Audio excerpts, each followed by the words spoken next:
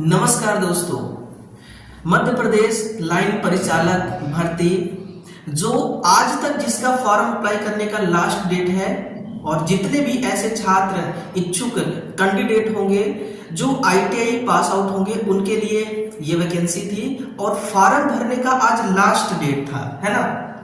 आज के बाद फॉर्म भराना बंद हो जाएगा, इनका साइट जो है वो बंद हो जाएगी। तो उम्मीद है कि आप लोगों ने फॉर्म अप्लाई किया होगा। तो फॉर्म अप्लाई करने के बाद का जो काम है वो अब आपका काम हो गया है सिलेबस को पढ़ना, सिलेबस को डिटेल से समझना ताकि आपका एग्जाम अच्छा हो सके। तो उसके लिए आपको सिलेबस कवर करना होगा। तो आज मैं आप लोगों के लिए जो मध्य प्रदेश लाइन परिचालक ने 23 जुलाई 2018 को एग्जाम कंडक्ट कराया था उसका प्रीवियस ईयर क्वेश्चन पेपर लेकर आया हूं। तो आइए मिल करके आज हम इसको बेहतरीन तरीके से सॉल्व करते हैं। एक एक चीजों को मैं यहाँ पर क्लियर करूंगा, है ना। भले थोड़ी सी आवाज में दोस्तों दिक्कत है, माइक थोड़ा मेरा साथ नहीं दे रहा है, लेकिन कंटेंट बिल्कुल लाजवाब है, कंटेंट बिल्कुल गजब का है। बस आप पूरे सेशन को देखिएगा, क्योंकि ना मेरे भाई आज के टाइम पे आपके पास एक नौकरी का होना बहुत जरूरी है ना। क्योंकि अगर नौकरी नहीं है आज के समय में तो जीवन गुजारना बहुत मुश्किल हो जाता है, बहुत दिक्कतों का सामना करना पड़ता है। इसलिए आज अगर आप जम करके मेहनत करेंगे तो कल आपका भविष्य उज्जवल होगा। चलिए, ये जो सेशन है ना, ये ट्रेड इलेक्ट्रीशियन के लिए जितने भी कमजोर छात्र हैं जो अपने आप को ये मानते हैं कि इलेक्ट्रीशियन थ्योरी हमसे नहीं आता, हम नहीं पढ़ सकते इसको, बहुत हमें टफ लगता है मोटर इलेक्ट्रॉनिक्स, तो उसके लिए दोस्तों यहाँ पर बहुत अच्छा कंटेंट मिलेगा। चैनल को आप सब्सक्राइब कर लेना और जब तक हम इसका previous year question paper solve नहीं कर लेते ना, हम लगातार आपको ये सेशन करवाते रहेंगे, ठीक है ना।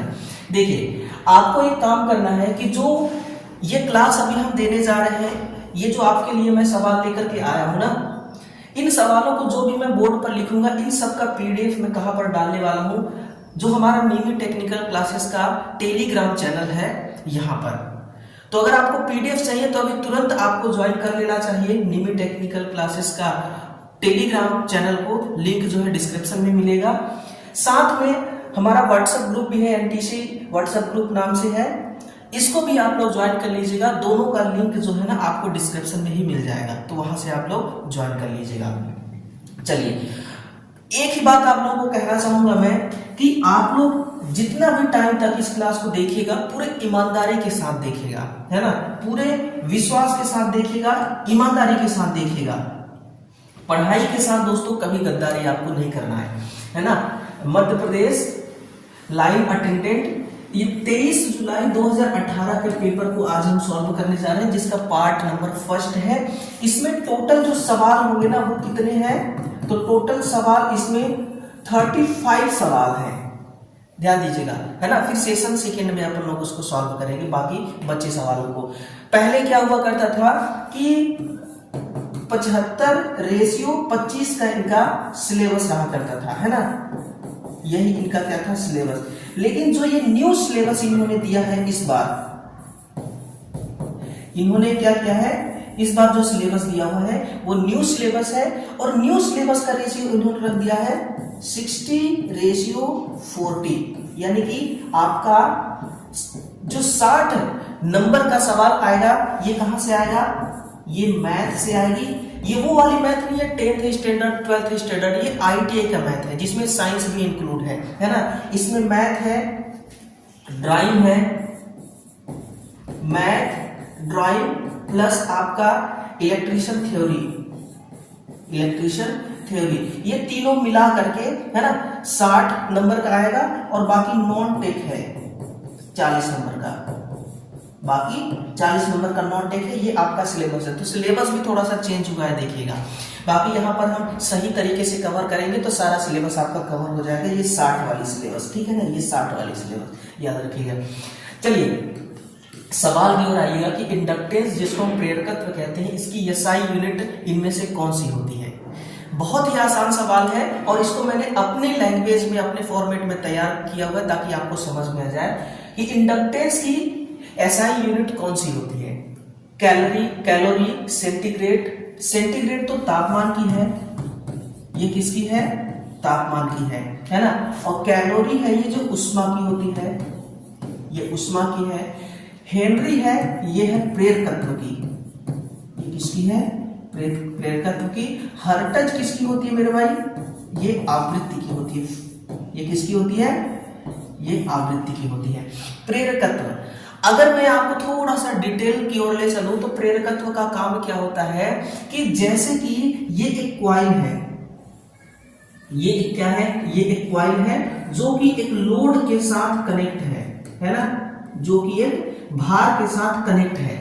ये क्या होता है कि जैसे इस कॉइल में अगर 10 एम्पीयर की करंट फ्लो हो रही है तो करंट के मान में अगर परिवर्तन होगा तो उसका विरोध कौन करेगा, उसका विरोध जो है ना, वो कौन करेगा, प्रेरकत्व करेगा। इसी को हम कहते हैं प्रेरकत्व। प्रेरकत्व एक प्रकार का गुण है ना। जैसे कि मान लीजिए अगर मैं आपसे कह दूं इस कॉइल में करंट स्टोर होता है मैग्नेटिक फील्ड के रूप में, तो इसको हम क्या करंट स्टोर डिवाइस कह सकते हैं, तो बिल्कुल कह सकते हैं। ये क्या है, धारा संग्रहण युक्ति है ना, संग्रहण युक्ति। अब आप कहेंगे सर ये धारा संग्रहण युक्ति कैसे है, जो लेंज का नियम है ना मेरे भाई, जो लेंज का नियम है, इसी नियम के द्वारा, इस नियम के द्वारा हम धारा संग्रहण युक्ति का, इस नियम के द्वारा हम इसको पढ़ लेते हैं, इसी नियम के द्वारा इसको पढ़ा जाता है। तो ये बेसिकली होता है कि धारा के मान में होने वाले परिवर्तन का विरोध करना, ठीक है ना। तो आंसर क्या हो जाएगा आपका, हेनरी इज करेक्ट आंसर। और इसका पीडीएफ भी अब आपको बहुत ही बेहतरीन तरीके से मिलेगा। मैं आपको जो मैं आपको समझा रहा हूं इतना प्योर शुद्ध हिंदी में समझाऊंगा कि आपको बहुत अच्छी तरीके से क्लियर हो जाएगा, हर एक चीज क्लियर हो जाएगा यहाँ से, है ना।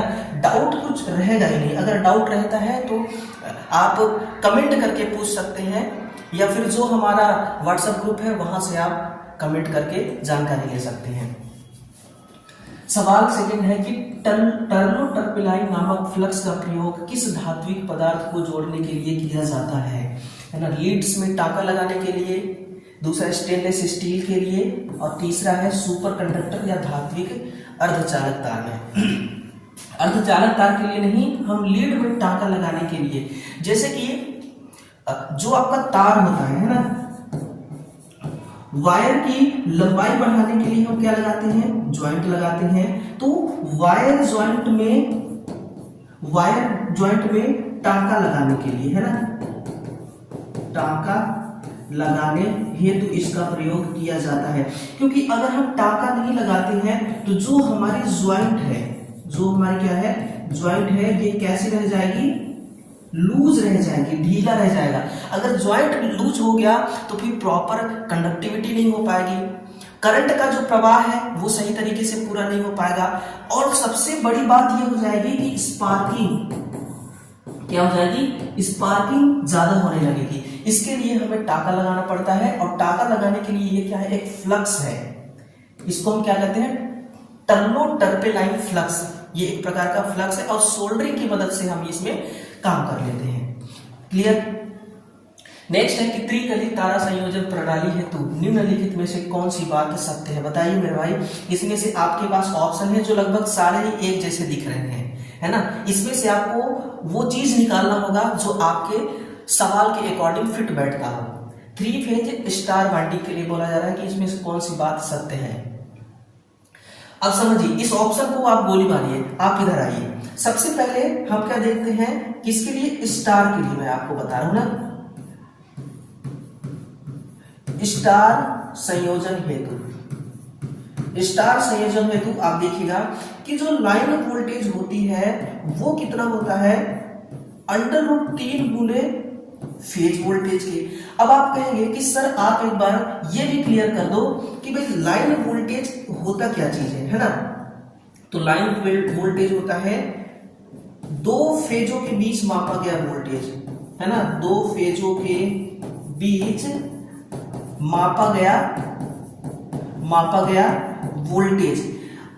और फेज वोल्टेज क्या होता है, तो ये होता है एक फेज तथा एक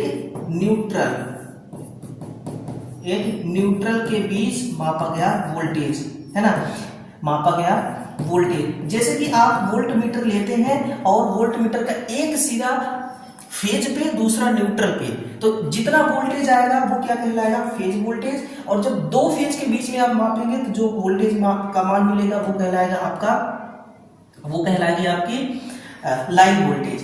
अब देखिए अक्सर आप क्या देखते हैं कि फेज में जो वोल्टेज होता है, एक फेज में जो वोल्टेज होती है वो कितना होती है, एक फेज में जो वोल्टेज होती है ना, एक फेज में जो हमारी वोल्टेज होती है वो होती है लगभग 240 वोल्ट। कितनी, 240 वोल्ट। तो क्या तीन फेज में वोल्टेज कितना होता है, देखिए थ्री फेज में वोल्टेज होती है 415 वोल्ट। अब आपने कभी सोचा कि 415 वोल्ट क्यों होती है, जब एक फेज में 240 होती है तो तीन फेज में तो 240 यानी 24 3 72 720 वोल्ट होना चाहिए, लेकिन होता है 415 वोल्ट। रीजन यही है, रीजन क्या है, रीजन यहां पर यह है कि जो हमारी लाइन वोल्टेज होती है ना वो √3 गुना होती है। कितना होती है, √3 गुना। यानी कि आपको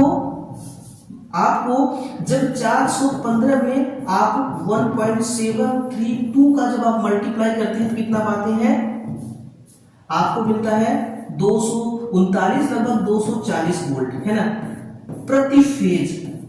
एक फेज में 240 वोल्ट होता है और तीन फेज में 415 वोल्ट।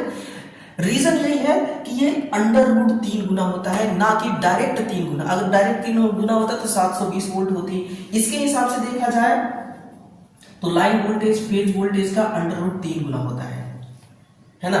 अब मुझे नहीं लगता कि ऐसा कोई भी छात्र होगा, ऐसा कोई भी विद्यार्थी होगा जिसको ये चीज नहीं समझ में आई होगी। बताइए, अगर चीजें समझ में आ रही हैं तो लाइक जरूर करिएगा सेशन को और एक बार कमेंट जरूर करते रहिएगा। ठीक, आगे बढ़ते हैं, अपने सेशन को और आगे ले चलते हैं कि किसी स्रोत से उत्पन्न प्रकाश को किस राशि में मापी जाती है। बहुत ही आसान सा सवाल है कि किसी स्रोत से उत्पन्न, स्रोत क्या हो सकता है, स्रोत हमारी एक बल्ब हो सकती है, स्रोत हमारी क्या हो सकती है, एक बल्ब हो सकती है ना। ये देखिए ये बल्ब है, ये हमारी सतह है, ये क्या है, ये एक सतह है। जब किसी भी बल्ब को हम इसमें फेज और न्यूट्रल से कनेक्ट करते हैं तो इसमें से प्रकाश उत्पन्न होना स्टार्ट हो जाती है। जब ये प्रकाश उत्पन्न होती है तो ये क्या करती है, देखिए ये इस प्रकार से पृथ्वी पर पड़ती है, यानी कि हम कह सकते हैं सतह पर पड़ती है ना, ऐसे। ये देखिए ये प्रकाश सतह पर आ रही है ना, इस प्रकार से अनगिनत प्रकाश सतह पर आ रही है। तो हम ये कह सकते हैं कि ल्यूमिनस फ्लक्स जो होता है कि हर एक सेकेंड में उत्पन्न हुई कुल फ्लक्स को हम ल्यूमिनस फ्लक्स कहते हैं। और यही पूछ रहा है कि किसी स्रोत से उत्पन्न प्रकाश को किस राशि से मापा जाता है, इसको हम ल्यूमिनस फ्लक्स से ही मापते हैं। और ल्यूमिनस फ्लक्स किस चिड़िया का नाम है वो भी मैंने आपको बता दिया कि हर एक सेकेंड में किसी बल्ब से उत्पन्न हुई प्रकाश की किरणों का कुल प्रकाश, जिसको हम ल्यूमिनस फ्लक्स कहते हैं, जिसको हम क्या कहते हैं, ल्यूमिनस फ्लक्स। ल्यूमेंस क्या होता है ना, ल्यूमिनस फ्लक्स को ल्यूमेंस से ही दर्शाते हैं। और इल्यूमिनेशन किसको कहते हैं ये समझिए थोड़ा सा। तो इल्यूमिनेशन को हम ई से लिखते हैं, ई बराबर होता है φ/a। ये है आपका फ्लक्स, ये आपकी फ्लक्स हो गई और ये हो गई आपकी एरिया। ये क्या होगी, एरिया, यानी कि ये आपका एरिया है और ये जो फ्लक्स है पूरा, ये फ्लक्स इस एरिया पे पड़ रहा है किरण के रूप में, यानी कि ये किरण पड़ रही है। पूरे किरण को मिला करके अगर हम एक नाम दे दें तो उसको नाम क्या दे देते हैं, फ्लक्स दे देते हैं, है ना। तो ये होता है एरिया और फ्लक्स का अनुपात, जिसको हम इल्यूमिनेशन कहते हैं। और इसलिए इसको हम कहते हैं ल्यूमेन प्रति वर्ग सेंटीमीटर, है ना। इसका मात्रक क्या होता है, ल्यूमेन प्रति वर्ग सेंटीमीटर, है ना। ये इसका क्या हो गया, मात्रक। ये एग्जाम में पूछा जाता है, ये एग्जाम में पूछ लिया जाता है कि ल्यूमेंस का मात्रक क्या है और ल्यूमिनस फ्लक्स का मात्रक क्या है, और आपको इस प्रकार से बताना है। देखिए नोटबुक में आपको कवर करते रहना है, चीजों को लिखते लिखते आपको पढ़ना है ना। और जैसा कि शुरू में ही मैंने आपको बता दिया कि आपको अपने भविष्य के साथ कभी खिलवाड़ नहीं करना है ना। अपने ही पैर पे अपने ही हाथ से कुल्हाड़ी नहीं मारना है आपको। इसका मतलब कि पूरे ईमानदारी से देखना है, पूरे ईमानदारी से पढ़ते रहना है। सवाल की ओर आगे बढ़ते हैं। सवाल क्या कह रहा है कि जब किसी मशीन के फील्ड वाइंडिंग में, पकड़िए इस फील्ड वाइंडिंग को, परिसंचरण धारा द्वारा मशीन में मैग्नेटिक फ्लक्स उत्पन्न होती है तो इसे क्या कहा जाता है। आपको याद है कि जब एक मशीन सेल्फ स्टार्ट नहीं होती है ना, क्या नहीं होती है, जब एक मशीन सेल्फ स्टार्ट नहीं होती है ना, तो उसके लिए हमें क्या करना पड़ता है, हमें एक्साइट करना पड़ता है उसके फील्ड को, है ना। याद है ना, क्या बूझ गया सब कुछ, उसको एक्साइट करना पड़ता है। एक्साइट का मतलब क्या होता है, उत्तेजन करना। एक्साइट करने के लिए हमें अलग से करंट देना पड़ता है उसके फील्ड वाइंडिंग को, है ना। जो इस प्रकार से फील्ड वाइंडिंग होती है मोटर के अंदर, ये देखिए इस प्रकार से जो होती है, तो हमें इसको अलग से सप्लाई देना पड़ता है। तो वो जो करंट चल रही होती है उसको हम सर्कुलेटिंग करंट कहते हैं, परिसंचरण धारा, और इसके द्वारा मैग्नेटिक फ्लक्स उत्पन्न होती है ना। अगर डीसी सप्लाई देंगे तो स्थिर मैग्नेटिक फ्लक्स, एसी सप्लाई देंगे तो वहां पर घूर्णी मैग्नेटिक फ्लक्स यानी कि घूमने वाला रोटेटिंग मैग्नेटिक फील्ड जनरेट होगी। तो ये जो मैग्नेटिक फील्ड उत्पन्न हुई है इसको हम क्या कहते हैं, ये एक एक्साइटेशन है, ताकि मोटर हमारी एक्साइट हो सके, ताकि मोटर हमारी क्या हो सके, चालू हो सके, सेल्फ स्टार्ट हो सके। तो एक प्रकार से ये सिंगल फेज या फिर सिंगल फेज नहीं 3 फेज मशीन के लिए ये प्रश्न है। किसके लिए, सिंक्रोनस मोटर भी तो हमारी सेल्फ स्टार्ट नहीं है ना, 3 फेज होने के बावजूद भी, और उसी में ये प्रोसेस की जाती है। इलेक्ट्रॉनिक सर्किट द्वारा व्यापक रूप से उच्च डीसी को निम्न डीसी में परिवर्तित करने वाली युक्ति क्या कहलाती है ना। अब अपने दिल पे हाथ रख के बोलिएगा कि इसका आंसर क्या है, और कमेंट में भी लिखिएगा कि इसका आंसर क्या होगा। इलेक्ट्रॉनिक सर्किट द्वारा व्यापक रूप से उच्च डीसी को निम्न डीसी में परिवर्तित करने वाली युक्ति क्या, स्टेबलाइजर है कि चॉपर है। ये क्या है, ये एक प्रकार का चॉपर है, और चॉपर क्या होती है, ये एक इलेक्ट्रॉनिक डिवाइस है। ये किस प्रकार की युक्ति है, ये एक इलेक्ट्रॉनिक युक्ति होती है। समझिएगा चॉपर का काम बेसिकली होता क्या है, इसका काम ये होता है कि ये स्थिर डीसी को, इसको स्थिर डीसी को परिवर्ती डीसी में बदलता है, परिवर्ती डीसी में बदलता है, या दूसरी भाषा में कहें तो शुद्ध डीसी को, किसको, शुद्ध डीसी को ये परिवर्तित करती है पल्सेटिंग डीसी में, ये पल्सेटिंग डीसी में कन्वर्ट कर देती है। या फिर ये भी कह सकते हैं कि उच्च डीसी को निम्न डीसी में ये परिवर्तित करते हैं, क्योंकि पल्सेटिंग डीसी जो होती है वो निम्न डीसी ही होगी, वेरिएबल मान की डीसी निम्न डीसी कहलाती है। तो चॉपर बेसिकली ये काम करता है। अब देखिएगा जो आपकी चॉपर होती है, ये चॉपर जैसे कि इसको कनेक्शन की बात करी जाए तो ये हमेशा लोड के सीरीज में होता है, इसका संयोजन, है ना। इसका संयोजन जब भी आपसे एग्जाम में पूछे तो लिखेगा भार के सीरीज क्रम में, किसमें, भार के सीरीज क्रम में इसको हम इस्तेमाल में लेते हैं, है ना। और जो आपकी स्विच मोड पावर सप्लाई होती है, इसका प्रयोग लिखिएगा, जो इसका प्रयोग होता है एसएमपीएस में, स्विच मोड पावर सप्लाई लिख लीजिए। और जो दूसरा इसका होता है, जैसे कि इलेक्ट्रिक कारें जो होती हैं, है ना, जो इलेक्ट्रिक कार होती हैं, आज के टाइम पे तो एक रिक्शा भी आ गया है, इलेक्ट्रिक रिक्शा, है ना। तो ये इलेक्ट्रिक कार में भी इसका प्रयोग किया जाता है, इलेक्ट्रिक कार में भी हम चॉपर का प्रयोग करते हैं। स्टेबलाइजर का प्रयोग क्या करता है, ये इसका काम है कि आउटपुट राशि को जो आउटपुट में राशि होगा वो वोल्टेज होगा, आउटपुट वोल्टेज को स्थिर करना। कई बार ऐसा होता है कि हम टीवी देख रहे होते हैं लेकिन अचानक से वोल्टेज बहुत ज़्यादा आने की वजह से टीवी जल जाती है, या फिर अगर वोल्टेज बहुत ज़्यादा डाउन हो गया तो टीवी चलना बंद हो जाता है, झिलमिलाने लगता है उसका डिस्प्ले, है ना। लेकिन हम एक स्टेबलाइजर के माध्यम से टीवी को सप्लाई दें तो अगर वोल्टेज कम हो रहा है तो इसको ये मेंटेन कर देगा, 230 वोल्टेज ले आएगा। अगर वोल्टेज 230 वोल्ट से ज्यादा हो रही है तो भी उसको कम करके 230 पर ही ले आ देगा, यानी कि उसको स्टेबल करके रखेगा। स्टेबल करके रखना ही ये स्टेबलाइजर का काम होता है। वोल्टेज ड्रॉपर वोल्टेज को ड्रॉप करता है। रेक्टिफायर का काम होता है एसी को डीसी में परिवर्तित करना, ये रेक्टिफायर का काम है। क्लियर? ये किसका काम है? ये रेक्टिफायर का काम होता है ना। ये होती है आपकी चॉपर। नेक्स्ट है कि सीआरटी, कैथोड किरण नलिका की डिफ्लेक्शन सेंसिटिविटी को व्यक्त किया जाता है। किससे व्यक्त किया जाता है? बहुत आसान से भाषा में समझाऊंगा इसको, आप थोड़ा सा समझिएगा, है ना। देखिए इसका तो सूत्र जो है वो कौन है? यस बराबर डी बटा ईडी, यस बराबर डी बटा ईडी। लेकिन इससे और डिटेल से हम लोग बात करते हैं, समझिएगा।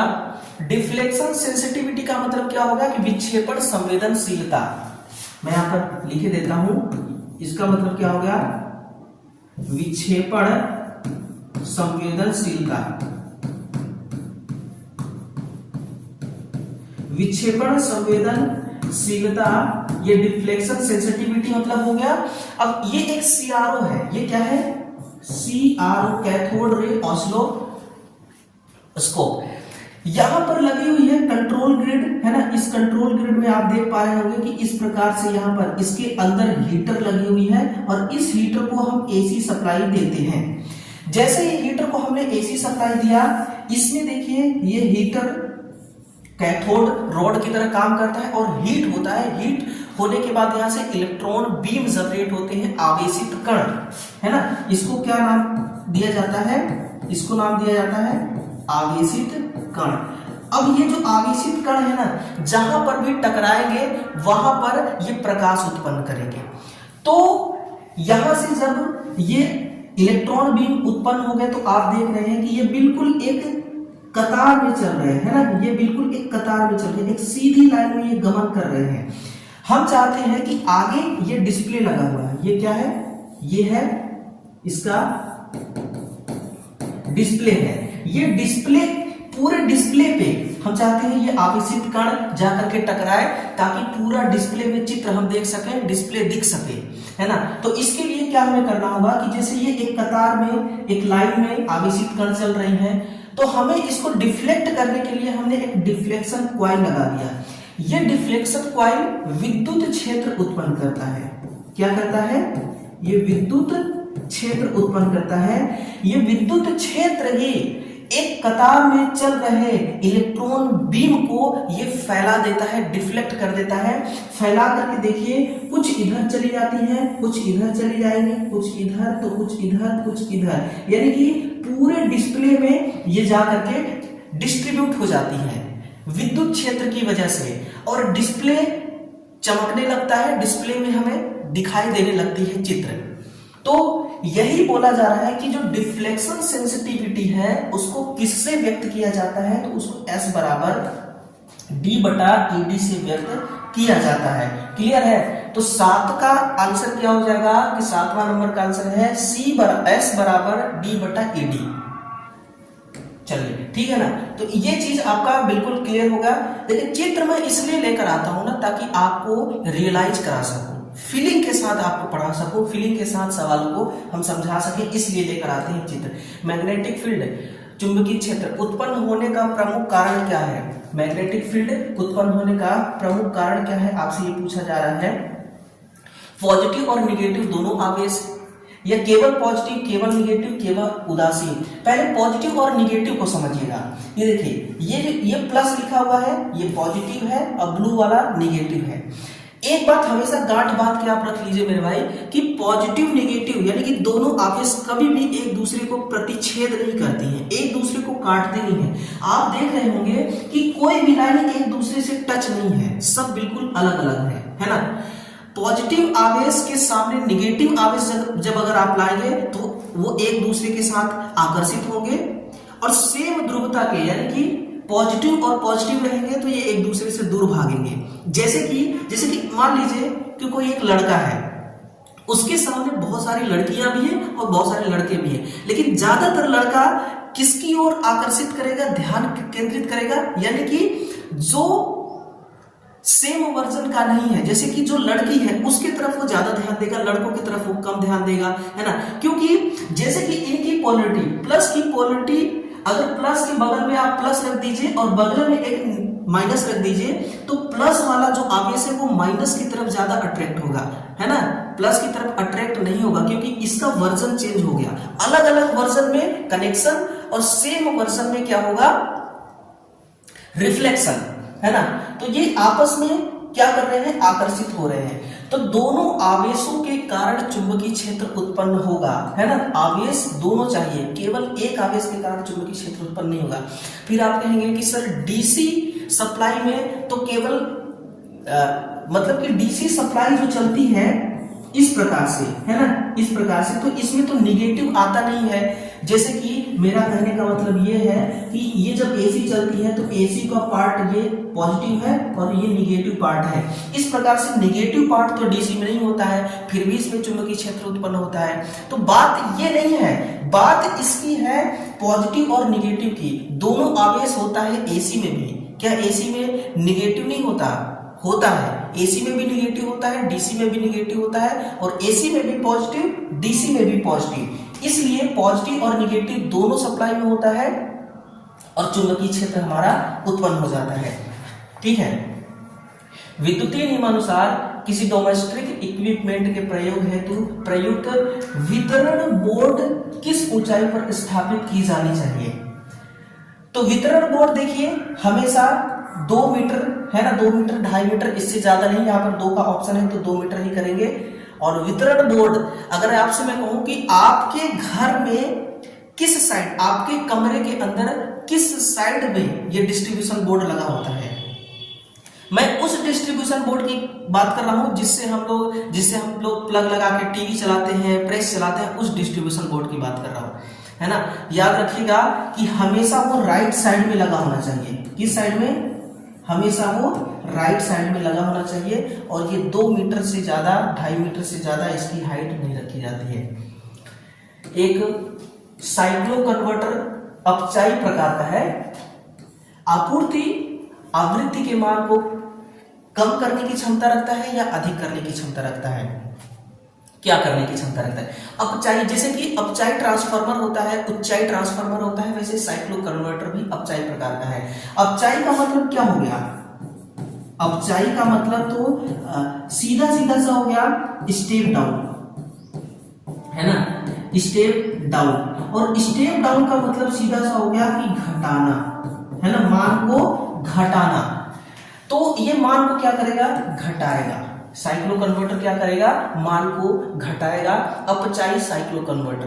देखिए साइक्लो कन्वर्टर क्या करता है ना कि ये उच्च एसी आवृत्ति को ये निम्न एसी आवृत्ति में ये कन्वर्ट करेगा, है ना। और हमारा आंसर भी निम्न एसी होगा। ये इसका साइक्लो कन्वर्टर का बेसिकली काम होता है। और साइक्लो कन्वर्टर ना, एक बात ध्यान रखिएगा कि सिंगल स्टेज एसी कन्वर्टर है। मैं यहां पर लिख भी देता हूं और बताऊंगा भी कि सिंगल स्टेज कैसे होता है ये, है ना।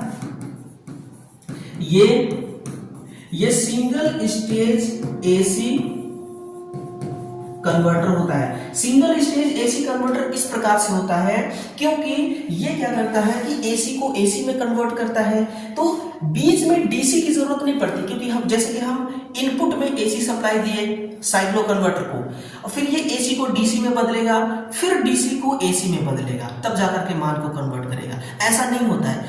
बीच में डीसी चेंज करने की जरूरत नहीं होती, डायरेक्ट ये एसी को एसी में ही कन्वर्ट करता है, यानी कि मान को केवल ये चेंज करता है ना। इसलिए सिंगल स्टेज एसी कन्वर्टर इसको हम क्या कहते हैं कि भाई सिंगल स्टेज एसी कन्वर्टर यह होता है ना। ठीक है, तो आंसर क्या हो गया, निम्न इसका करेक्ट आंसर हो गया।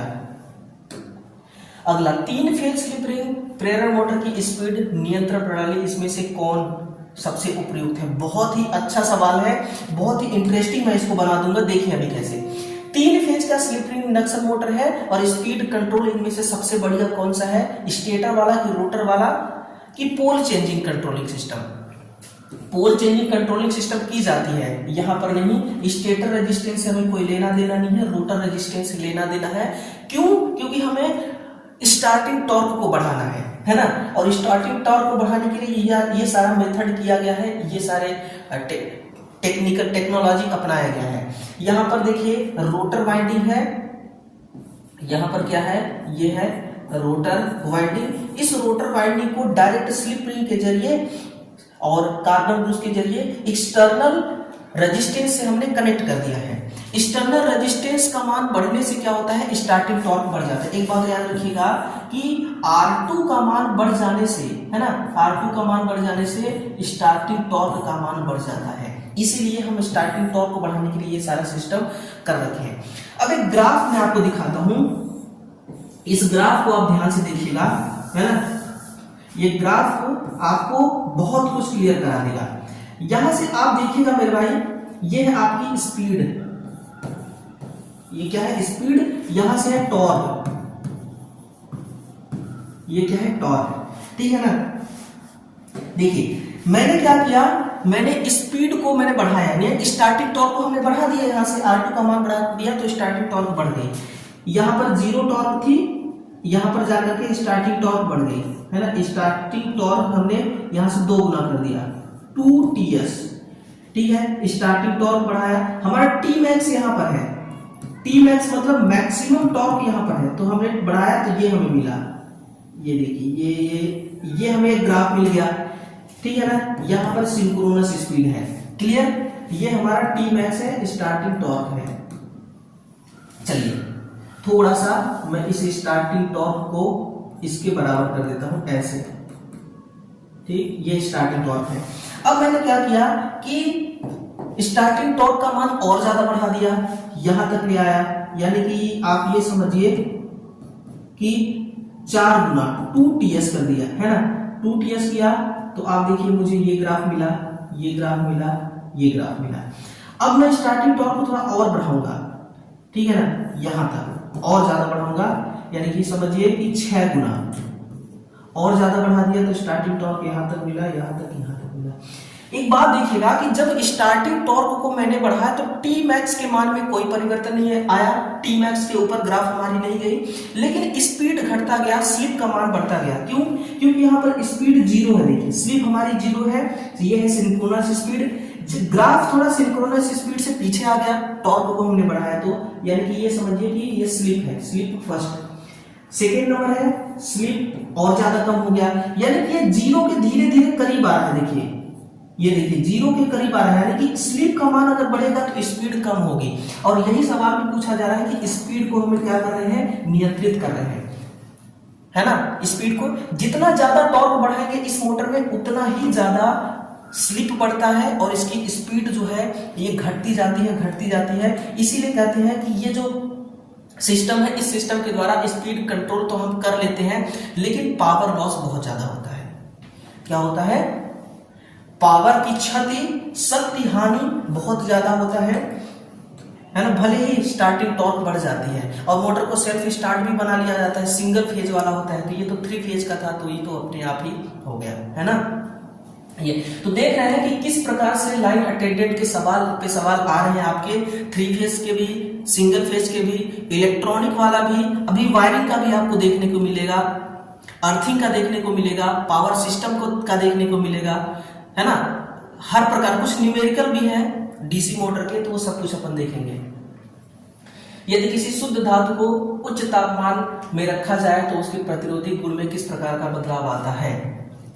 यानी कि ये पीटीसी की बात कर रहा है, तो पीटीसी में क्या होता है, बढ़ता है पॉजिटिव टेम्परेचर कोएफिशिएंट है, इसका जो होता है पूरा नाम होता है पीटीसी का। किसी छोटे सब स्टेशन का अर्ध प्रतिरोध निम्नलिखित में से कितना होना चाहिए? तो छोटे के लिए तो मैं यहां पर लिखूंगा, पहले बड़े के लिए लिख देता हूं, है ना। बड़े के लिए कितना होता है 0.5 ओम, और छोटे के लिए जो होता है ना वो होता है 1 ओम या इससे भी कम, इससे भी कम, क्योंकि जितना कम होना चाहिए रेजिस्टेंस उतना अच्छा है। और जो ओवरहेड लाइन की होती है, ओवरहेड लाइन की जो होती है वो 2.5 ओम के बराबर लगभग होती है, और घर वाला आप जानते ही हैं, है ना, घरेलू अर्थिंग का आप जानते ही हैं क्या होता है 1.5 ओम या 1 ओम से कम, 1 ओम से कम। तो इस प्रकार से आपका आंसर ऑप्शन नंबर ए सही होगा कि लगभग समथिंग 1 ओम, क्योंकि फिक्स तो है नहीं, फिक्स तो है ये डाटा है नहीं, क्योंकि जितना ज्यादा कोयला पानी आप डालेंगे, उसमें नमक डालेंगे, चारकोल डालेंगे, उतना ही कम होगा उसका मान, ये होता है ना। पाइप अर्थिंग हेतु अर्थ वायर से गुजरने वाले पाइप का साइज कितना होना चाहिए? पाइप अर्थिंग हेतु अर्थ वायर से गुजरने वाले पाइप का साइज होना चाहिए आपका 13 mm, है ना, 13 mm। जब आपने ITI किया होगा ना तभी ये चीजें आपको पढ़ने को मिला होगा, तभी आपने इसको सीख लिया होगा।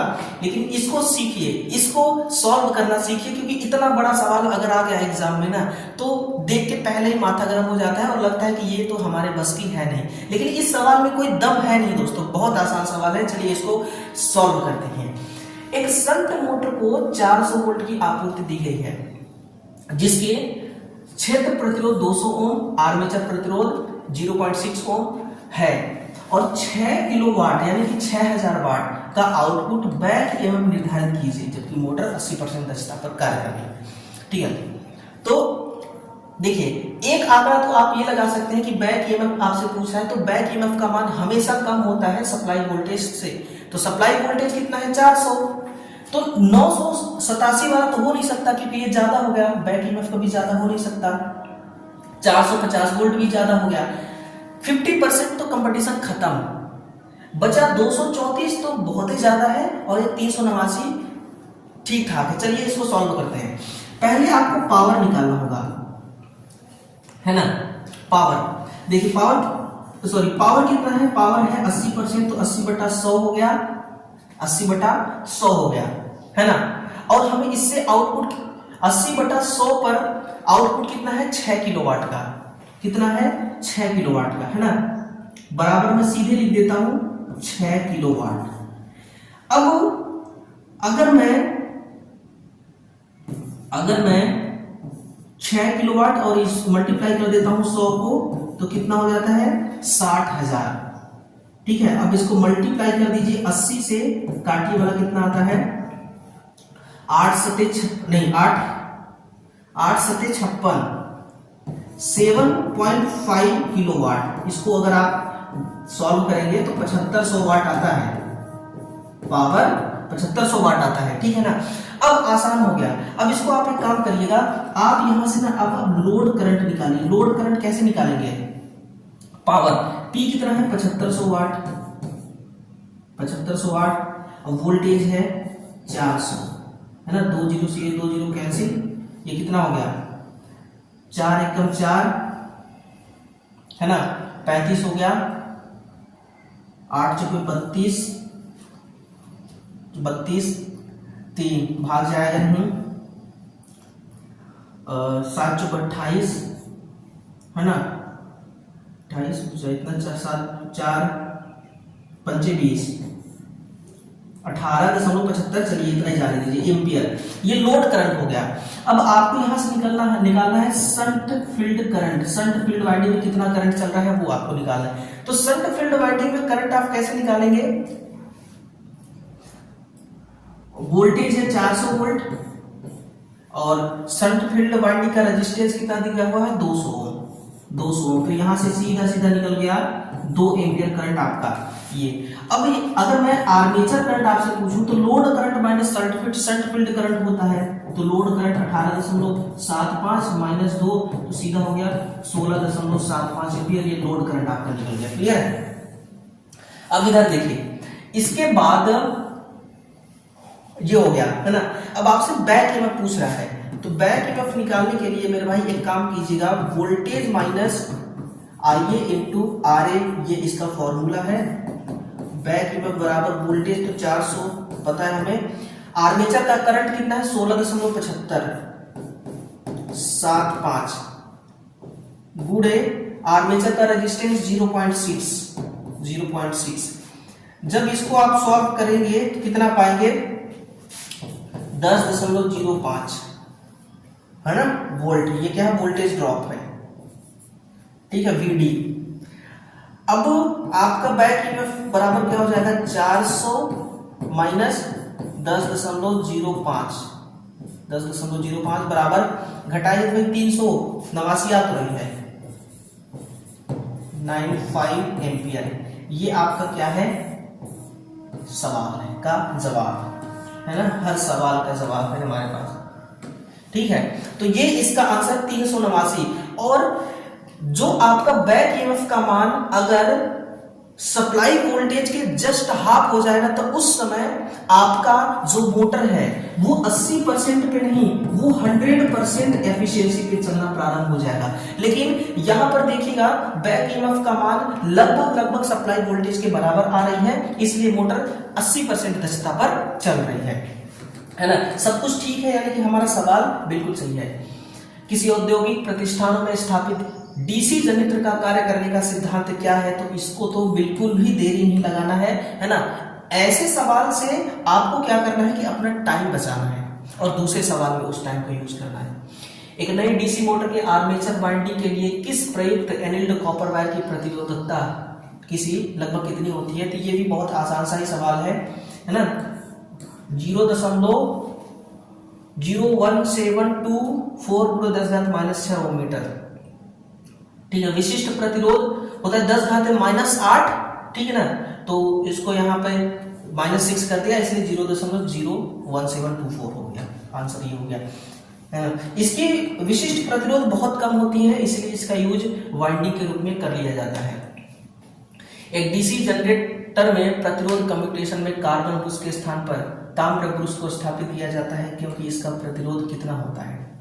इसका प्रतिरोध निम्न होता है। लेकिन वहीं पर अगर मैं आपसे ये कह दूं, एक छोटा सा सवाल पूछ दूं कि यही कॉपर का ही ब्रश है, इस कॉपर का ब्रश का धारा घनत्व, मैं आपसे अगर पूछूं इस कॉपर ब्रश का धारा घनत्व कितना होना चाहिए, तो धारा घनत्व आप समझिएगा मेरे भाई, इसका धारा घनत्व होता है एम्पियर वर्ग प्रति सेंटीमीटर में, लेकिन वो होता है 15 से 16 एम्पियर वर्ग सेंटीमीटर। वहीं पर कई बार सवाल यह भी पूछा गया है कि इसका प्रेशर कितना होना चाहिए, दबाव, क्योंकि ये कम्यूटेटर के साथ कांटेक्ट बनाता है। अगर ज्यादा प्रेशर के साथ चिपका रहेगा तो जैसे कम्यूटेटर घूमेगी तो कार्बन ब्रश आपका जल्दी से घिस जाएगा, है ना। और ज्यादा लूज रहेगा तो ये करंट को गेन नहीं कर पाएगा कम्यूटेटर से, तो आउटपुट हमें मिलना बंद हो जाएगा। इसलिए प्रॉपर तरीके से प्रेशर कितना होना चाहिए, तो वो प्रेशर आपको ध्यान रखना है 0.15 से 0.167 तक होता है, आई थिंक, है ना, होता है ये इतना। इसका क्या होता है प्रेशर किलोग्राम प्रति वर्ग सेंटीमीटर में। क्लियर। और तीसरी बात, एक कॉपर ब्रश के संदर्भ में ये भी देखा जाता है कि इससे वोल्टेज ड्रॉप कितना होता है ना, वोल्टेज ड्रॉप कितना होता है। जैसे कि मान लीजिए कि ये एक कार्बन का ब्रश है, यहां से वोल्टेज इन हो रही है मान लीजिए कि 20 वोल्ट, लेकिन यहां पर आउट कितना हो रही है 15 वोल्ट। तो ये अच्छी बात नहीं है, ये अच्छी बात नहीं है। हम सोचते हैं कि 20 वोल्ट हम दे रहे हैं तो ज्यादा से ज्यादा पॉइंट में 2-4 वोल्ट ड्रॉप हो जाए। तो यहां पर विभवपात कितना होना चाहिए, तो विभवपात होना चाहिए 0.25 वोल्ट से लेकर के 0.35 वोल्ट तक, इससे ज्यादा नहीं होना चाहिए। ये एक कॉपर के ब्रूस के लिए मैंने आपको बताया है। इसी प्रकार से ग्रेफाइट के ब्रूस का धारा घनत्व तो अलग होता है, दबाव अलग होता है, विभवपात अलग होता है, और कार्बन के ब्रूस का अलग होता है ना। हर एक ब्रूस का अपना अलग ही होता है। ये देखिए बिल्कुल लाजवाब क्वेश्चन है, ऐसे क्वेश्चनों का हमें सदैव इंतजार रहता है। देखिए एक डीसी जनरेटर में आर्मेचर रिएक्शन प्रभाव द्वारा कुल फ्लक्स में गिरावट को क्या कहा जाता है, समझिए। ऐसा इसका कंटेंट दूंगा ना कि आज तक किसी ने दिया नहीं होगा मेरे भाई, बस ध्यान से सुन लेना। इसको हम कहते हैं विचुंबकन प्रभाव, इंग्लिश में कही जाती है इसको क्रॉस मैग्नेटिक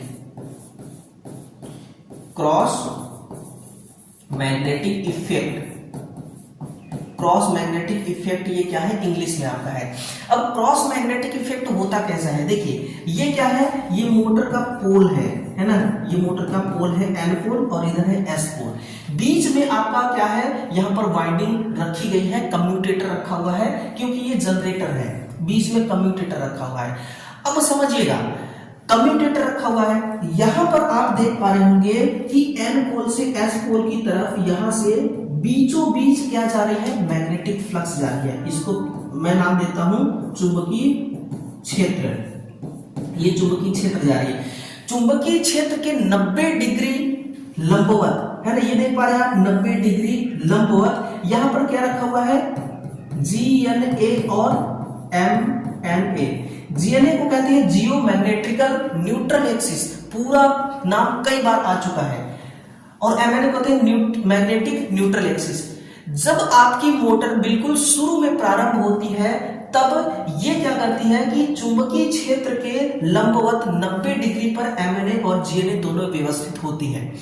लेकिन एक केस ऐसा आता है कि जनरेटर पे लोड ज्यादा पड़ने लगता है, या फिर जनरेटर का लोड जो है वो वेरिएबल होने लगता है, जिसके कारण जो GNA है ये तो फिक्स रहता है, ये कहीं नहीं जाता, इस पे ब्रश नहीं कनेक्ट होता है। MNA क्या करता है, लोड परिवर्तन के कारण ये इससे थीटा डिग्री क्लॉकवाइज में या एंटी क्लॉकवाइज दिशा में घूम जाता है। कितना, थीटा डिग्री घूम जाता है, और घूमता कौन है, मैग्नेटिक न्यूट्रल एक्सिस। और इसी MNA पे यहां पर आप देख पा रहे होंगे कि कार्बन का ब्रूस लगा हुआ है। इसी कार्बन ब्रूस के द्वारा क्या होता है कि डीसी जनरेटर से हम आउटपुट लेते हैं, तो यहां पर स्पार्किंग होने लगती है। क्या होने लगती है, स्पार्किंग होने लगती है, और स्पार्किंग होने से जो आर्मेचर का मेन फ्लक्स है, ये वाली, ये आर्मेचर का मेन फ्लक्स होता है, इसमें क्या होने लगती है, इसमें कमी होने लगती है। और जब इसमें कमी होगी तो जो हमारा इजी है जनरेटेड ईएमएफ का मान है ये घटने लगता है, जिससे कुल मिलाकर के आउटपुट का मान कम होने लगता है। जनरेटर जनरेट तो ज्यादा पावर करेगा, वोल्टेज ज्यादा जनरेट करेगा, लेकिन आउटपुट में कम मिलेगा, क्योंकि आर्मेचर रिएक्शन यहाँ पर हो गया है। सर आप हमें ये भी बता दो कि हम इसको कम कैसे करें, है ना। उसको कम करने के लिए एक मैं आपको तरीका बता रहा हूं, एक सूत्र बता रहा हूं, है ना। बिल्कुल सूत्र सुनिएगा, ये सूत्र आपको पैड क्लास में भी नहीं देखने को मिलता होगा, वो सूत्र सुनिए। सूत्र है ATD बटा पोल, है ना, ATD बटा पोल बराबर 2 थीटा बटा 180 अंश, 2 थीटा बराबर 180 अंश इंटू, यानी कि यहां पर गुणा है ना, आप लिख लीजिएगा 180 अंश गुणे आर्मेचर करंट इंटू Z बटा 2 पोल। अब ये क्या है, ATD क्या है, ATD वो चीज है कि डीमैग्नेटाइजिंग टंस का एरिया, कि जिस एरिया में, यानी कि आप देख रहे हैं यहाँ पर प्लस लिखा हुआ है और यहाँ इधर माइनस लिखा हुआ है, तो जो चुंबकीय क्षेत्र है ना, वो चुंबकीय क्षेत्र सभी कंडक्टर में एक समान डिस्ट्रीब्यूट होना चाहिए, ताकि सभी कंडक्टर में वोल्टेज उत्पन्न हो। लेकिन जिस कंडक्टर में मैग्नेटिक फ्लक्स नहीं जाएगा तो वो कंडक्टर में ईएमएफ उत्पन्न नहीं होगा। तो वही बोल रहा है कि जिस कंडक्टर में ईएमएफ उत्पन्न नहीं हो रहा है वो वाला कंडक्टर है ATD, और P से पोल। 2 थीटा क्या है कि 2 थीटा डिग्री ये खिसक गया MNA, जिससे स्पार्किंग होने लगी। 180 अंश क्या है, 180 अंश ये है कि 180 अंश पर आर्मेचर प्रभाव नहीं होता है, ठीक है। ये आइए क्या है, आर्मेचर का करंट है, जिससे आर्मेचर का फ्लक्स जनरेट हो रहा है, ठीक है। और Z क्या है, चालकों की संख्या है, चालक है। 2P क्या है, 2P है कि मोटर 2 पोल का है कि 1 पोल का है, कितने पोल का है, ये चीज इसको दर्शाता है ना। तो ये हमारे सूत्र है, इस सूत्र को याद कर लीजिएगा, इस सूत्र को आप ध्यान दीजिएगा, है ना। बिल्कुल एक एक नंबर का सवाल आपको सॉल्व करा रहा हूं दोस्तों, उसका कंटेंट एक एक नंबर का आपको दे रहा हूं। डीसी मोटर का इक्वेशन है कि ईबी बटा वी, ये क्या है ईबी बटा वी, है ना, लाइन परिचालक के द्वारा पूछा गया भैया, बताइए ईबी बटा वी क्या है, उत्पन्न शाफ्ट टार्क। क्या शाफ्ट टार्क यही होता है? शाफ्ट टार्क का फॉर्मूला अलग है। मोटर वाइंडिंग का रेजिस्टेंस नहीं, मोटर का रेगुलेशन तो ये होता है, रेगुलेशन क्या होता है, नो लोड पर वोल्टेज कितना हो रहा है और फुल लोड पर वोल्टेज कितना हो रहा है ना, बटा फुल लोड पर वोल्टेज कितना है पूरे 100, ये हमारी होती है रेगुलेशन। अब मोटर की एफिशिएंसी है, मोटर की एफिशिएंसी है बैक ईएमएफ बटा वोल्टेज, बैक ईएमएफ बटा वोल्टेज। अगर वोल्टेज का मान, अगर बैक ईएमएफ का मान सप्लाई वोल्टेज से आधा हो जाए तो मैक्सिमम दक्षता पर मोटर काम करने लगेगी, और इसको हम काउंटर ईएमएफ के नाम से भी जानते हैं, है ना। बैक ईएमएफ को, सप्लाई वोल्टेज को नहीं, बैक ईएमएफ को, जनरेटेड ईएमएफ को हम काउंटर ईएमएफ के नाम से जानते हैं। यदि एक दिष्ट धारा मोटर के आर्मेचर के घूर्णन उच्च है तो बताइए उसके विरोधी विद्युत वाहक बल कैसा होगा। देखिए सूत्र तो यही कह रहा है आपसे कि बैक ईएमएफ की क्या होता है 5ZNP बटा 60A। अब यहां से चाहें तो किसके बारे में पूछ रहा है, गति के बारे में, है ना। आर्मेचर के घूर्णन उच्च है यानी कि n, तो ये समानुपाती है n, अगर n उच्च है तो बैक ईएमएफ भी उच्च होगा, क्योंकि जब मोटर की गति 0 होती है, ध्यान दीजिएगा, जब मोटर की स्पीड 0 होती है ना, स्पीड क्या होती है 0 आरपीएम पर होती है, तो उस समय बैक ईएमएफ भी 0 वोल्ट होता है। यहां से हमें पता चलता है कि ये स्पीड पर डिपेंड करती है, तो उच्च है तो ये भी क्या होगा, ये भी उच्च होगा, ये भी उच्च होगा। फ्लक्स पे भी डिपेंड करती है, आर्मेचर चालकों की संख्या पे भी डिपेंड करती है, लेकिन आर्मेचर चालक जो है ये तो नियत होते हैं, फिक्स होते हैं। एक बार वाइंडिंग हो गई तो आप उसको चेंज बार बार थोड़ी करोगे स्पीड को कम ज्यादा करने के लिए, है ना, इस प्रकार से। नेक्स्ट, एक साधारण कम्युलेटिव कंपाउंड डीसी मोटर का प्रयोग किस कार्य के लिए सुगम माना जाता है। कम्युलेटिव कंपाउंड प्रकार का एक हमारे पास मोटर है डीसी में, तो वो धातु मुद्रांकन के लिए की जाती है, यानी कि पंचिंग के लिए, समझिए पंचिंग के लिए। पंचिंग का मतलब हुआ कि धातु को काटना, धातु में छिद्र करना, होल करना, है ना, तो ये सब पंचिंग का काम होता है। वार्ड लियोनार्ड गति नियंत्रण प्रणाली का प्रयोग किस मोटर की गति को समायोजित करने के लिए किया जाता है, बताइए 2018 का सवाल है मेरे भाई, है ना। और जो सेकेंड पार्ट जो सॉल्व कराऊंगा जिसमें 35 नहीं 40 सवाल होंगे, ठीक है ना, हाँ 40 सवाल होंगे, तो उसमें और नेक्स्ट लेवल का सवाल आया हुआ है, कुछ इजी भी है कुछ टफ भी है। तो इसके हिसाब से देखा जाए तो वार्ड लियोनार्ड जो गति कंट्रोलर विधि है, तो सबसे पहले तो देखिए ये बहुत ज्यादा खर्चीला प्रणाली है ना। ये क्या है, ये खर्चीली सिस्टम है। खर्चीली सिस्टम मैं क्यों नाम दे रहा हूं, क्योंकि इसमें एक मोटर भी लगा होता है, जनरेटर का भी यूज किया जाता है और वेरिएबल स्पीड मोटर का भी यूज किया जाता है ना। तो तीन यहां पर मोटरें लगाई गई हैं जिससे पावर लॉस बहुत ज्यादा होता है। क्या होती है, इसमें पावर हानि बहुत ज्यादा होती है, लेकिन ये डीसी का जो सीरीज शंट कंपाउंड, ये तीनों मोटर का स्पीड कंट्रोल कर लेती है ना। डीसी का जो सीरीज मोटर है, शंट मोटर है और कंपाउंड, ये तीनों मोटर का स्पीड कंट्रोल कर लेती है, तीनों मोटर का। अब ऑप्शन तो ऐसा कुछ है नहीं, तो ऑप्शन तीनों सही है, तीनों मोटर का स्पीड कंट्रोल कर लेती है ना। तो ये खर्चीली सिस्टम है, पावर हानि ज्यादा होती है, और सबसे बड़ी बात कि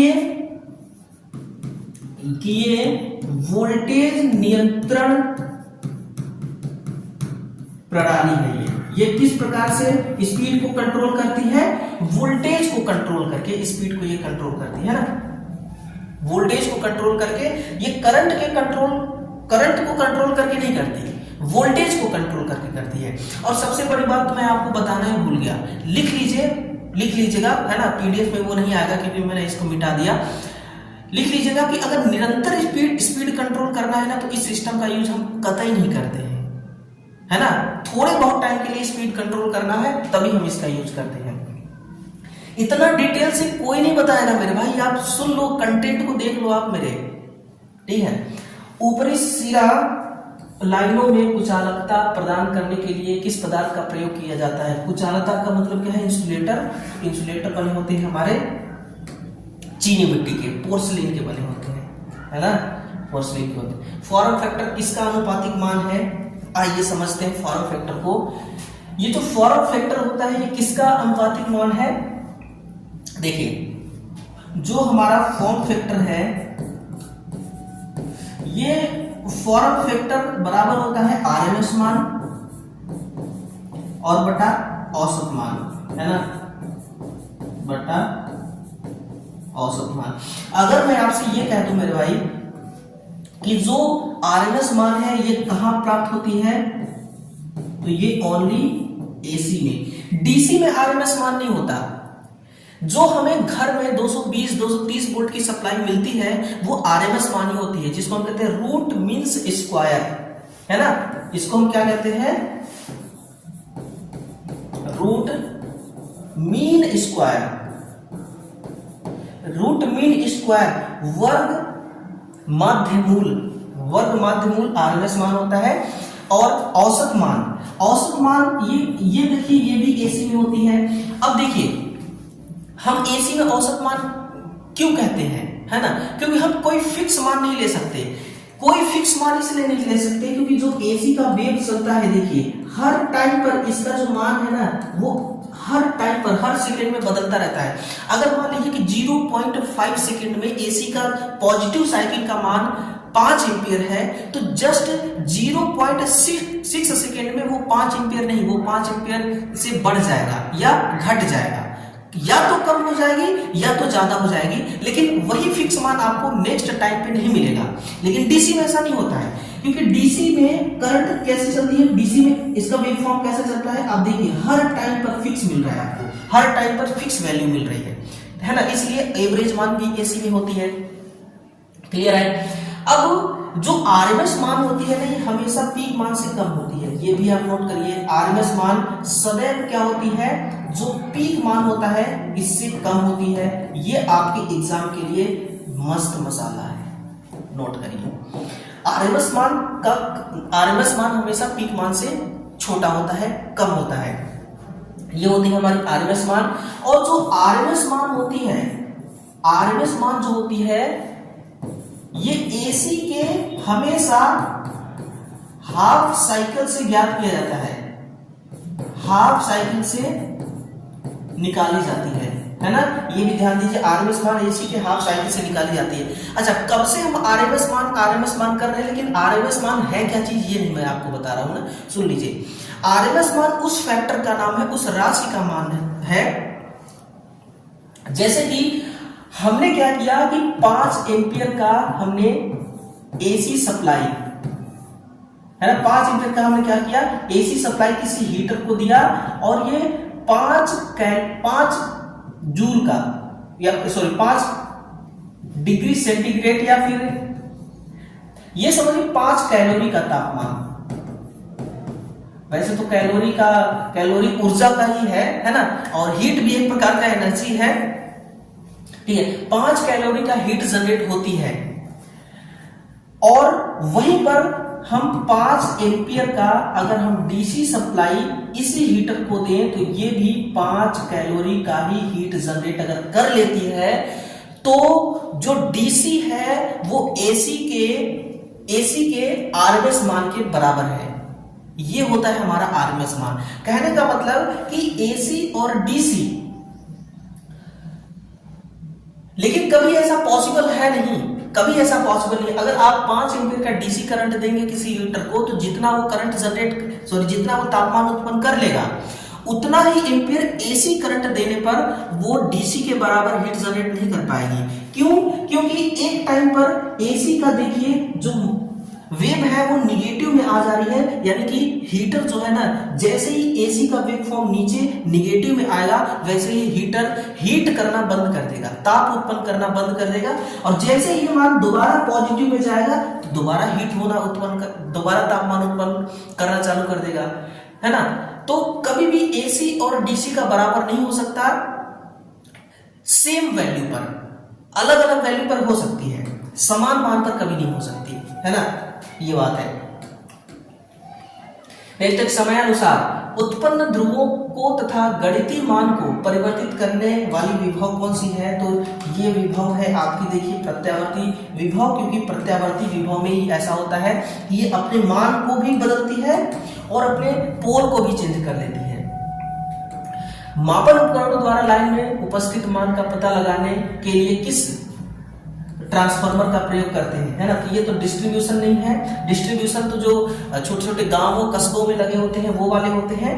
पावर ट्रांसफार्मर भी नहीं है। ऑटो ट्रांसफार्मर स्टेबलाइजर के लिए होता है। इंस्ट्रूमेंट ट्रांसफार्मर है जो सीटीपीटी होता है ना, मैं लिख देता हूं यहाँ पर, करंट ट्रांसफार्मर और ये पोटेंशियल ट्रांसफार्मर, सीटी और पीटी, है ना। अब आपको बताना है कि सीटी स्टेप अप है, स्टेप अप होता है, स्टेप डाउन होता है। नेक्स्ट है 50 किलोवोल्ट एम्पीयर से कम क्षमता वाले परिणामित्र को कैसे शीतलित किया जाता है? तो इसको हम पानी के द्वारा नहीं, हम हवा के द्वारा शीतलित करते हैं, एयर, है ना, एयर कूलिंग सिस्टम द्वारा इसको ठंडा किया जाता है। एक डीसी जनित्र का वोल्टेज रेगुलेशन दिए गए विकल्पों में से किस पर आश्रित है? तो वोल्टेज रेगुलेशन हमेशा फुल लोड पर ज्ञात किया जाता है। तो ये लोड के पावर फैक्टर पर डिपेंड करता है और लोड करंट पर डिपेंड करता है। तो finally answer option number C होगा कि पावर फैक्टर पर डिपेंड करता है। पावर फैक्टर क्या है? पावर फैक्टर क्या है? देखिए, पावर फैक्टर का मान जितना ज्यादा होगा ना, पावर फैक्टर का मान जितना ज्यादा होगा, जनरेटर के द्वारा उत्पन्न किया गया वास्तविक पावर हमें आउटपुट में उतना ही ज्यादा मिलेगा। पावर फैक्टर एक प्रकार का लॉस है, समझिएगा। क्या है जो एक जोड़े चालक द्वारा तैयार होता है, जो एक दूसरे के एक पोल पिच द्वारा विभाजित होते हैं, अलग अलग होते हैं मतलब, तथा सीरीज में व्यवस्थित होते हैं। पोल पिच, पूर्ण पिच, शॉर्ट पिच या कॉइल साइड। एक जोड़े चालक द्वारा तैयार होता है जो एक दूसरे के पोल पिच द्वारा विभाजित होती है और सीरीज में व्यवस्थित होते हैं। ये पोल पिच कहलाता है। ये क्या कहलाते हैं? ये पोल पिच कहलाते हैं। देखिए इस प्रकार से, है ना, इस प्रकार से। ये क्या है? स्लॉट। ये स्लॉट है, यहाँ पर वाइंडिंग है ना। दोनों अलग अलग है ना, दोनों क्या है? अलग अलग है। यहाँ पर एन है, यहाँ पर पी नहीं, एस है। ये क्या है? पोल है, ठीक है ना, ये पोल है। इनके बीच की दूरी को हम कहते हैं पोल पिच। ये कॉइल स्पॉन, ये क्या है? कॉइल स्पॉन, है ना। तो ये होता है हमारा आंसर ऑप्शन नंबर ए।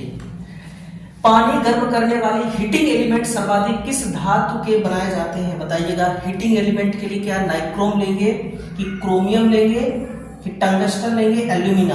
देखिए एल्यूमिना तो एक फ्लक्स है ना, ये क्या है? एक प्रकार का फ्लक्स है। और टंगस्टन तो यूज किया जाता है बल्ब में। क्रोमियम नहीं है, नाइक्रोम है ना। इसमें क्या होता है कि 80% निकिल प्लस 20% क्रोमियम, 20% क्रोमियम मिलाकर के नाइक्रोम बनता है और हीटिंग एलिमेंट के लिए यूज किया जाता है। इस पदार्थ का ना स्पेसिफिक रेजिस्टेंस, विशिष्ट प्रतिरोध का मान बहुत ज्यादा होता है।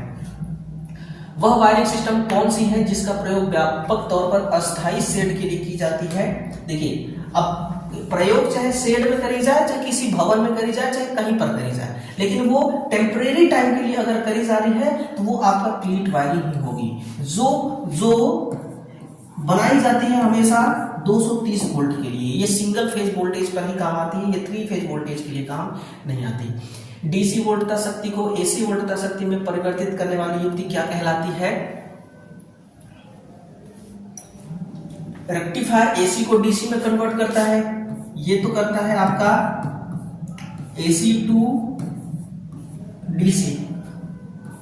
इन्वर्टर करता है डीसी टू एसी, यही आपका आंसर होगा। अब देखिए इन्वर्टर जो होता है ना, कुल मिलाकर के इसके अंदर भी एससीआर भी लगी होती है, इसके अंदर भी एससीआर भी लगी होती है। और ये जो इन्वर्टर होता है ना, इसका टाइमिंग जो होता है, ऑपरेटिंग टाइमिंग, ये 3 से लेकर के 3 से लेकर के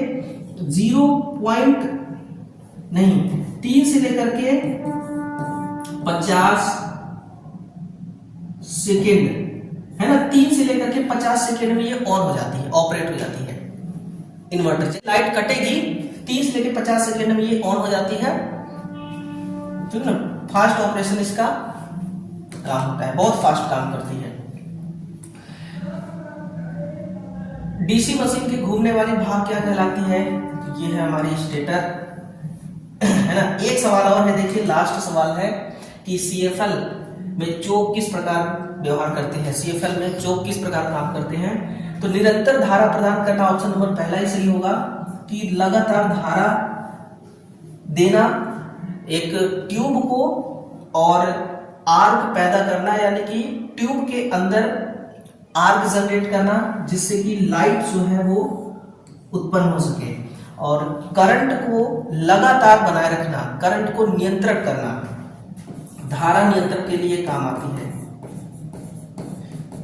धारा नियंत्रण हेतु करंट को ये कंट्रोल करने का काम करती है चोक। और कई बार ऐसा भी आपने देखा होगा कि जो ट्यूब लाइटें होती हैं या फिर एलईडी बल्ब होती है, वो फ्लिकरिंग करती है, झिलमिलाहट उसके अंदर आ जाती है। झिलमिलाहट आने का रीजन भी कई बार होता है कि कैपेसिटर उसका खराब हो गया है, और कई बार होता है कि आपका चोक खराब हो जाने की वजह से ऐसा होता है। और चोक को हम बैलास्ट के नाम से भी जानते हैं, इसका दूसरा नाम जो होता है वो होता है बैलास्ट, तो इसको हम बैलास्ट भी कहते हैं। कई बार एग्जाम में बैलास्ट ही लिखा होता है एग्जाम के क्वेश्चन पेपर में, और कई बार चोक लिखा होता है, तो ये इसके अलग अलग नाम होते हैं। देखिएगा टोटल जो सवाल थे हमारे 35 सवाल सभी कंप्लीट हो चुके हैं, और अब साथ ही साथ आपको इसका पीडीएफ भी मिलेगा। ये पीडीएफ हमारा जो ऑफिशियल टेलीग्राम चैनल है, यहाँ पर आपको पीडीएफ के फॉर्मेट में मिल जाएगा। आप यहाँ से डाउनलोड करके उसको देख सकते हैं, चाहे तो प्रिंट आउट भी निकलवा सकते हैं, है ना, चाहे तो प्रिंट आउट भी निकलवा सकते हैं। जैसे कि अभी आपको दिख भी रहा है कि एसी वाइंडिंग, डीसी वाइंडिंग और ट्रांसफार्मर वाइंडिंग तीनों को मिला करके हमने मैराथन लिया था, लगभग 1.5 से 2 घंटे का, 2 से 2.5 घंटे का, और उसका पीडीएफ यहाँ पर है। 80 से 90 सवालों का पीडीएफ यहाँ पर होगा, है ना। तो हर क्लास का आपको यहाँ से पीडीएफ मिल जाता है, और साथ में हमारा व्हाट्सएप ग्रुप भी ज्वाइन कर लीजिएगा। सेशन को एक बार शेयर जरूर करिए। जितने भी ऐसे छात्र हैं जो मध्य प्रदेश विद्युत क्षेत्र में जो लाइनमैन की तैयारी कर रहे हैं या फिर लाइन परिचालक की तैयारी कर रहे हैं, दोनों एक ही बात है, तो आप हमारे साथ जुड़िए और इस प्रकार का कंटेंट लीजिए जो आपके एग्जाम में डायरेक्ट पूछा जाता है।